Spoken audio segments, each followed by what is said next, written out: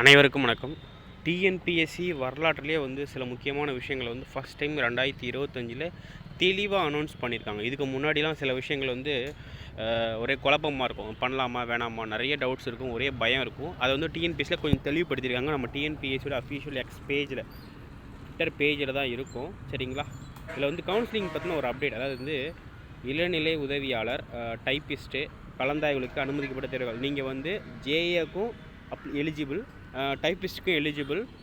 இளநிலை உதவியாளர் பதவிக்கு உங்களுக்கு ஜேஏக்கு விருப்பம் இல்லை அப்படின்னா இளநிலை உதவியாளர் பதவிக்கான கலந்தாய்வில் கவுன்சிலிங் போகணுமான்னு கேட்குறாங்க. பிகாஸ் டைப்பிஸ்ட்டில் நல்ல ரேங்கில் டாப்பில் இருப்பீங்க, ஜேஏவில் மிடில் லெவலில் இருப்பீங்க. அப்படி இருக்கும்போது ஜேஏக்கு விருப்பம் இல்லை, நான் டைப்பிஸ்ட்டில் எடுத்துக்கிறேன்னு தோணும் இல்லையா?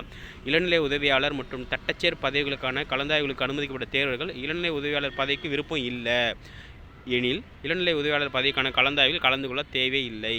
சரிங்களா? இளநிலை உதவியாளர் பதவிக்கான கலந்தாய்வில் கலந்து கொள்ளவில்லை என்றாலும் நீங்கள் டைப்பிஸ்ட்டுக்கு அனுமதிப்பாங்கன்னு சொல்லியிருக்காங்க. ஒரு தெளிவான இன்ஃபர்மேஷன் இது சரிங்களா? அடுத்து இன்னொரு தெளிவான இன்ஃபர்மேஷன் அப்படின்னா, இப்போ ஃபார் எக்ஸாம்பிள் நீங்கள் தான் பாஸ் பண்ண கேண்டிடேட், உங்கள் சிச்சுவேஷன் கவுன்சிலிங்க்கு போக முடியலன்னா உங்களுக்கு பதிலாக பார்த்திங்கன்னா உங்களுடைய பெற்றோர், கணவர், உறவினர் யார் வேணாலும் போகலாம். இது டிஎன்பிசியில் ஃபஸ்ட் டைம் கொண்டு வந்த ஒரு குட் நியூஸ். ஸோ 2 நியூஸ் சொல்லிட்டோம்ல. அதேமாரி பார்த்திங்கன்னா நீங்கள் junior assistant eligible, typist eligible, steno எலிஜிபிள்னா ஜேஏயில் போய்ட்டு ஒரு போஸ்டிங் எடுத்துட்டிங்கன்னா அவ்வளோதான். டைப்பிஸ்ட்லேயும் எடுக்க முடியாது, ஸ்டெனோலையும் எடுக்க முடியாது. ஒன்றுக்கும் மேற்பட்ட பதவிகளுக்கு கலந்தாய்விற்கு அனுமதிக்கப்பட்ட தேர்வர் ஒரு பதவியை தேர்ந்தெடுத்த பின்னர் மற்ற பதவிகளுக்கு கலந்தாய்விற்கு அனுமதிக்கப்படுவாரான்னு கேட்டிருக்காங்க. அதுக்கு தான் ஒன்றுக்கும் மேற்பட்ட பதவிகளுக்கு கலந்தாய்விற்கு அனுமதிக்கப்பட்ட தேர்வர் ஒரு பதவியை தேர்ந்தெடுத்த பின்னர் மற்ற பதவிகளுக்கான கலந்தாய்விற்கு அனுமதிக்கப்பட மாட்டார். இந்த 3 விஷயம்தான் ரொம்ப முக்கியமான விஷயம். சரிங்களா? அதனால் உங்களுக்கு சொல்லிட்டேன்.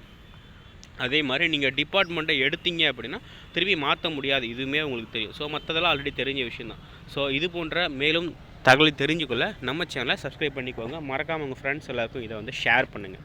ஸோ டிஎன்பிசி வரலாற்றுலேயே ரொம்ப முக்கியமாக கொடுத்துருக்காங்க. நம்ம channel group 4, group 2, group 1 films எல்லாத்துக்குமே டெஸ்ட் சீரிஸ் போயிட்டுருக்கு. ஜாயின் பண்ண விருப்பம் இருப்பவர்கள் 9629905190க்கு வாட்ஸ்அப் பண்ணுங்கள். சரிங்களா? நன்றி.